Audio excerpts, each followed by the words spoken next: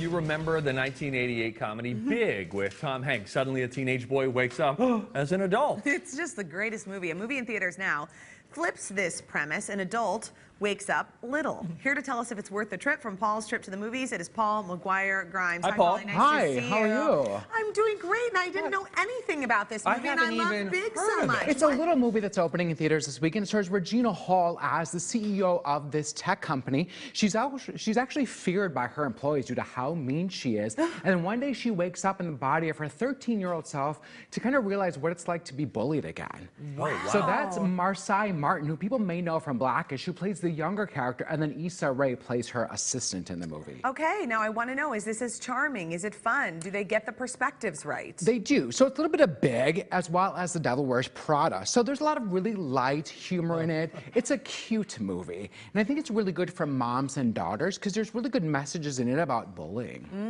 Kind of maybe like a 13 going on 30 sort of a vibe, too? Yes, definitely. Okay. Yeah. Ticket stubs for this So I'm one. giving it 3 out of 5. I don't think you need to race out to see it, but I think it is a cute movie. And Marsai Martin is fantastic and a great screen presence, and she produced the darn movie, and she's 14 years old. Oh my Golly. gosh. Sometimes Yeah. I just like when you say that, like it's a fun, cute movie, because then I like to know when it pops up on my available on demand or whatever, then I'm going, oh, Paul said that was good. I'm going to watch that. Yeah. I don't know if I'll go out to see it. Right. Well, I know I won't have seen the movie in 4 years. Yeah. Oh, we need to remedy that. So Elizabeth. Come Well, here's over and one. babysit my children. Here's one that you could watch at home. Bumblebee, the surprising Transformers movie. Oh my gosh, this is the 6th, and in my opinion, the best in the Transformers series. So that's Haley Steinfeld. Well, that's not Haley.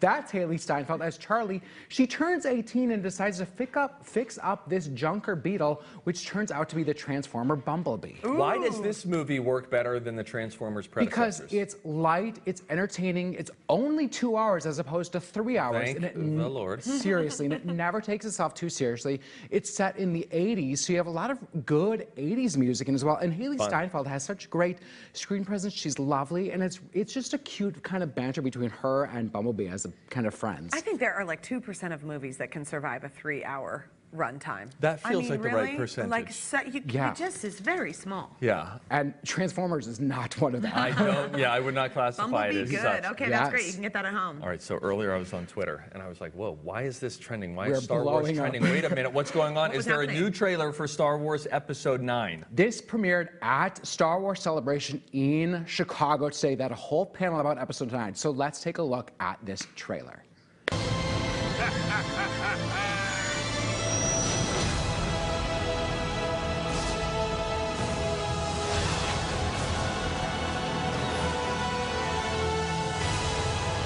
We'll always be with you. No one's ever really gone.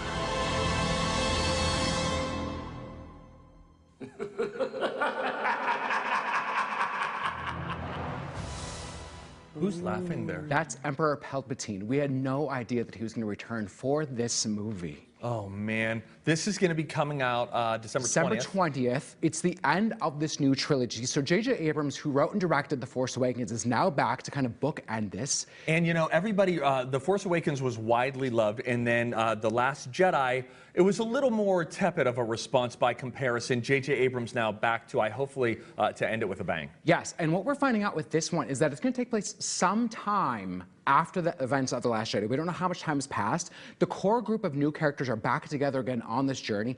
And Carrie Fisher, they're using unused footage from The Force Awakens and The Last Jedi, and they've written new scenes to use that footage to make up what her character finally has in this movie. Wow, I'm excited, Paul. Oh, I'm I'm emotional over this. It's going to be so good. Visits Paul's website. It's paulstriptothemovies.com for more information about his movies, what he loves, what he hates. You can also listen to Paul on the Colleen and Bradley Show on My Talk 107.1 every Friday, or watch him on his YouTube channel. Fancy guy. Also called Paul's Trip to the Movies. Very cool. Love having Paul here. Here's our